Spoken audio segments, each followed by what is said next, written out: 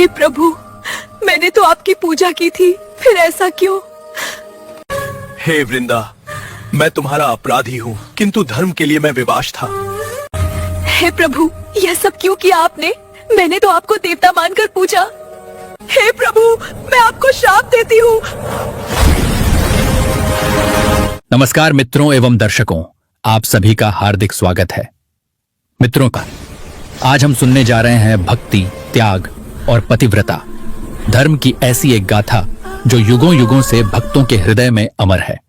यह कथा है भगवान विष्णु की परम भक्त देवी वृंदा की, जिनकी पवित्र निष्ठा के कारण संपूर्ण सृष्टि में एक नया अध्याय लिखा गया। एक दैत्यराज की पत्नी ने अपनी धर्मनिष्ठा और पतिव्रता के सामर्थ्य से देवों और दानवों दोनों की किस्मत का चक्र घुमा दिया।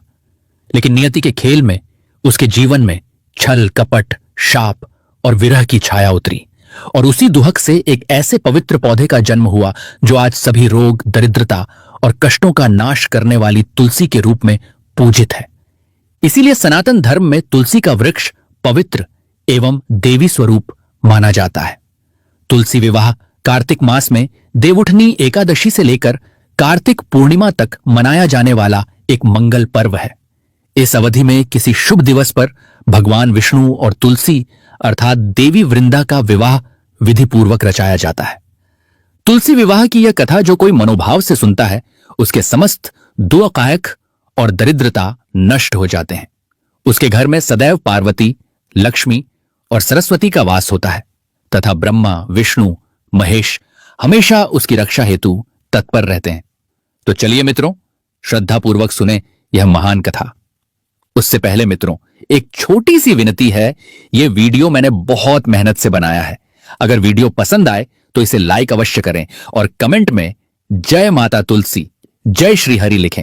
साथ ही हमारे चैनल को सब्सक्राइब करना न भूलें। तो अब कथा आरंभ करते हैं। प्राचीन काल में मथुरा नगरी में कालनेमी नामक एक प्रतापी दैत्यराज राज्य करता था। उनकी रानी ने एक सुंदर कन्या को जन्म दिया, जिसका नाम वृंदा रखा गया। वृंदा बचपन से ही रूपवान और गुणवान थी। उसके मुख कमल पर एक शांत तेज दमकता रहता था। नम्र स्वभाव और सेवा भाव होने के कारण सभी उसकी सराहना करते थे। कम आयु में ही वृंदा ने भगवान विष्णु को अपना आराध्य देव मान लिया और अखंड भक्ति का मार्ग अपना लिया। वह रोज सुबह स्नान के पश्चात भगवान विष्णु की मूर्ति पर तांबे के कलश से जल अभिषेक करती, पुष्प अर्पित कर पूजा करती और प्रभु का नाम स्मरण करती थी। संध्या समय भी वह आंगन में स्थित तुलसी के पौधे के समक्ष दीप जलाकर आरती करके अपना दिनचर्या पूर्ण करती। वृंदा अत्यंत शीलवती और तेजस्विनी थी। उसके मुख पर सदैव एक शांत भक्ति भाव छलकता रहता।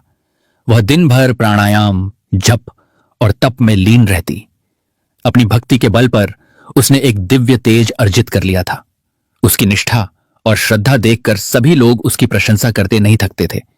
उधर सृष्टि के एक कोने में एक विलक्षण असुर का जन्म हुआ। देवताओं के इतिहास में भी उसका वर्णन मिलता है।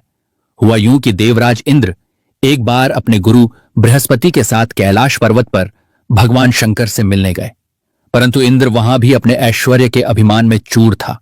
भगवान शिव के समक्ष भी उसने उचित नम्रता नहीं दिखाई और उल्टा गर्व से भरकर असभ्यता से पेश आया। इंद्र का यह अपमानजनक व्यवहार देखकर शिव शंकर के भाल पर क्रोध की रेखा खिंच गई। गुरु बृहस्पति ने इंद्र को शांत होने का संकेत किया, लेकिन तब तक महादेव का तीसरा नेत्र खुल चुका था। उस नेत्र से एक प्रचंड तेजस्वी अग्निज्वाला बाहर निकली। इंद्र और बृहस्पति यह देख भयभीत हो गए और तुरंत महादेव से क्षमा याचना की। शिवजी का क्रोध तो शांत हो गया, लेकिन उस जलती ज्वाला को कहीं विसर्जित करना आवश्यक था। तब भगवान शिव ने उस उद्दीप्त अग्निज्वाला को समुद्र में दूर तक फेंक दिया। उस दिव्य ज्वाला से समुद्र के गहरे जल में एक तेजस्वी बालक प्रकट हुआ। जल से उत्पन्न होने के कारण उस बालक का नाम जालंधर रखा गया। समुद्रदेव तथा अन्य देवताओं ने मिलकर उस बालक जालंधर का पालन पोषण किया। जालंधर जैसे जैसे बड़ा हुआ, उसके भीतर अपार बल संचित होने लगा। युवा होते होते वह एक परम बलशाली और घोर अहंकारी असुर राज बन गया। जालंधर ने अपने पराक्रम से एक विशाल दैत्य साम्राज्य खड़ा कर लिया। अपनी राजधानी भी उसने अपने नाम पर जालंधर नगरी में स्थापित की। अपनी शक्ति के घमंड में वह देव, मानव, गंधर्व सभी को वश में रखने लगा। देखते ही देखते वह तीनों लोकों में भय का पर्याय बन गया। वर्षों बीत गए और उधर वृंदा भी यौवन को प्राप्त हुई। उसके सौंदर्य, सदाचार और भक्ति की ख्याति चारों दिशाओं में फैल गई। असुरराज जालंधर को भी वृंदा के गुणों की कथा सुनने में आई। उसे ऐसी ही पतिव्रता, तेजस्विनी वधू की तलाश थी। उधर राजा कालनेमी भी अपनी कन्या के लिए एक सामर्थ्यवान वर चाहता था। अंततः कालनेमी ने अपनी पुत्री वृंदा का विवाह असुरराज जालंधर से निश्चित कर दिया। विजय नगाड़ों की गूंज के बीच वृंदा और जालंधर का विवाह बड़े धूमधाम से संपन्न हुआ। अत्यंत रूपवती और प्रेममयी वृंदा अब एक पराक्रमी परंतु क्रूर असुर की पत्नी बन गई। विवाह के पश्चात वृंदा ने मन ही मन यह निश्चय किया कि भले ही उसके पति की वृत्ति राक्षसी हो, पर वह अपने सतीत्व और प्रेम के प्रभाव से उनके जीवन को बदल कर ही रहेगी। विवाह के बाद वृंदा अपने पति की भक्ति भाव से सेवा करने लगी। वह प्रतिदिन देवी पार्वती और भगवान विष्णु से प्रार्थना करती कि जालंधर अधर्म का मार्ग छोड़ सद्मार्ग अपना ले। जालंधर पर विजय और सत्ता का नशा चढ़ा हुआ था। वृंदा के प्रेम के कारण वह उसका मान अवश्य करता, लेकिन उसका स्वभाव अहंकारी ही बना रहा। वृंदा परम पतिव्रता थी। उसने अपने पति की रक्षा के लिए कठोर व्रत धारण कर रखे थे। वह रोज जालंधर की दीर्घायु के लिए यज्ञ और तपस्या करती। वृंदा के पुण्य प्रताप से जालंधर को बहुत बल मिला। देवी वृंदा के सतीत्व के प्रभाव से जालंधर को एक अभेद्य कवच प्राप्त हो गया था। जब तक वृंदा पतिव्रता रहे, तब तक कोई भी शस्त्र जालंधर को हानि नहीं पहुंचा सकता था। धीरे धीरे जालंधर को अपनी पत्नी के सतीत्व के महत्व का आभास हो गया। यह जानकर उसका अहंकार और फूल गया। वह गर्व से कहने लगा, अब तीनों लोकों में मुझे कोई पराजित नहीं कर सकता। उसने अपनी सेना की शक्ति बढ़ा ली और कई आसपास के राज्यों पर लगातार आक्रमण शुरू कर दिए। पृथ्वी पर अनेक राजाओं को परास्त करने के बाद भी जालंधर की महत्वाकांक्षा की कोई सीमा नहीं रही। अब उसने देवलोक स्वर्ग को जीतने का संकल्प कर लिया। उसके मन में विचार आया कि स्वर्ग का ऐश्वर्य और स्वयं इंद्र का पद भी वह हासिल करके ही रहेगा। उसने अपनी विशाल असुर सेना के साथ अचानक स्वर्ग पर धावा बोलने की योजना बनाई। जालंधर की सेना अत्यंत भयंकर थी। स्वर्ग पर हुए भीषण युद्ध में उसने इंद्र सहित प्रमुख देवताओं को पराजित कर दिया। देवताओं की भारी क्षति हुई और उन्हें अंततः स्वर्ग छोड़कर भागना पड़ा। जालंधर ने स्वर्गलोक पर विजय प्राप्त कर स्वयं इंद्र का स्वर्ग सिंहासन संभाल लिया। इस प्रकार तीनों लोकों पर जालंधर का आधिपत्य स्थापित हो गया। स्वर्ग के अनेकों वैभव भी उसने लूट लिए। इंद्र का ऐरावत हाथी, उच्चैश्रवा घोड़ा और कल्प वृक्ष पारिजात तक को उसने अपने अधीन कर लिया। पृथ्वी असुरों के अत्याचारों से कांप उठी। जालंधर के भय के कारण कोई भी यज्ञ या तप करने का साहस नहीं जुटा पा रहा था।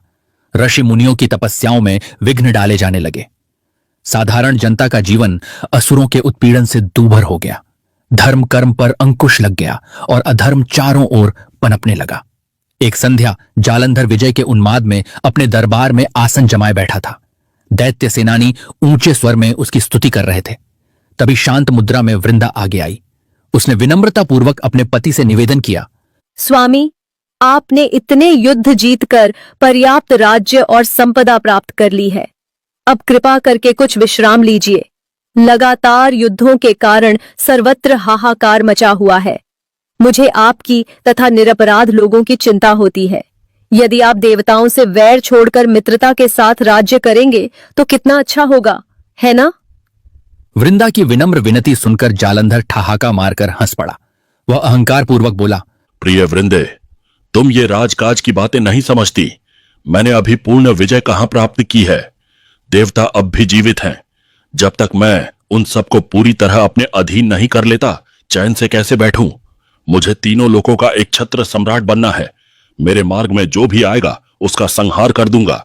तुम इन विषयों में मुझे उपदेश मत दो। जालंधर के ये गर्वोक्ति भरे वचन सुनकर वृंदा दुखी हो गई। उसने कुछ और समझाने का प्रयत्न किया, लेकिन जालंधर ने हाथ उठाकर उसे चुप रहने का संकेत किया। अपने पति का बढ़ता अहंकार देखकर वृंदा निराश हो गई। वह अंतर्मन से प्रार्थना करने लगी कि परमेश्वर उसके पति को सद्बुद्धि दें। जालंधर के उत्पात को रोकने के लिए अब देवताओं ने त्रिमूर्तियों की शरण में जाने का निर्णय किया। ब्रह्मदेव और महादेव की भी अपनी सीमाएं थीं। इसीलिए सभी देवता मिलकर वैकुंठ में भगवान विष्णु की शरण पहुंचे। देवराज इंद्र, अग्नि, वायु, वरुण आदि सभी ने हाथ जोड़कर विष्णु से विनय की। प्रभो, इस उन्मत्त जालंधर के कारण पूरी सृष्टि त्राहिमाम कर रही है। कृपा करके हमें इसके अत्याचारों से मुक्ति दिलाइए। भगवान विष्णु ने देवताओं की बात शांतिपूर्वक सुनी और उन्हें आश्वस्त किया कि वह अवश्य कोई उचित उपाय निकालेंगे। लेकिन विष्णु एक महत्वपूर्ण बात जानते थे। देवी लक्ष्मी ने जालंधर को भाई माना हुआ था। चूंकि जालंधर समुद्र से उत्पन्न हुआ था, लक्ष्मी जी ने उसे राखी बांधकर विष्णु से वचन लिया था कि जालंधर का वध स्वयं भगवान विष्णु के हाथों न हो। श्रीहरि उस प्रतिज्ञा से बंधे हुए थे। इस कारण विष्णु ने विचार किया कि सीधे युद्ध में मेरे लिए जालंधर को मारना वर्जित है, किंतु युक्ति से सही अब जालंधर का अंत करना आवश्यक हो गया है। तब श्रीहरि ने बुद्धि से काम लेने का निश्चय किया। बुद्धि और युक्ति बनाने में नारद मुनि निपुण थे। अतः भगवान विष्णु ने नारद मुनि को इस कार्य के लिए आमंत्रित किया। नारद मुस्कुराते हुए बोले, प्रभु, मेरे पास एक योजना है। भगवान विष्णु ने मंद स्मित के साथ नारद को आशीर्वाद दिया। इसके पश्चात नारद सीधे जालंधर के राज दरबार में जा पहुंचे।